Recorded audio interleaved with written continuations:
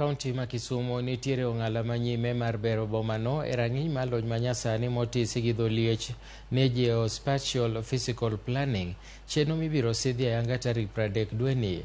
Kotwak gi jofwambo okinyi ma kawuono ewi chenrono, Gavana Ngire Peter Anyang' Nyong'o nopuoyo chenro ma kaontino oseketo nyime e neno ni gichano bomano e yo makare, kochiwo ranyisi kod lokruoge mosebede e chuny bomano kaka medo bus park machielo e bomano.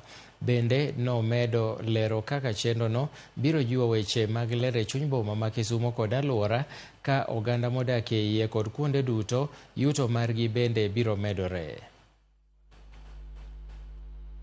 What we have today as our city is what we need to plan for long-term habitation of those who are in the city and the population increase trends that exist in the city.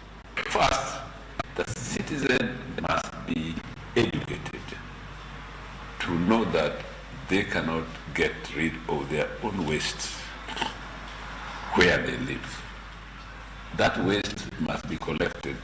Our next step, which I was told about, is to have these debits, one green, one yellow, one whatever. Here you put plastics, here you stick other solids, here you put organic. So that when the collector comes, it is easier for them to collect this thing already observed.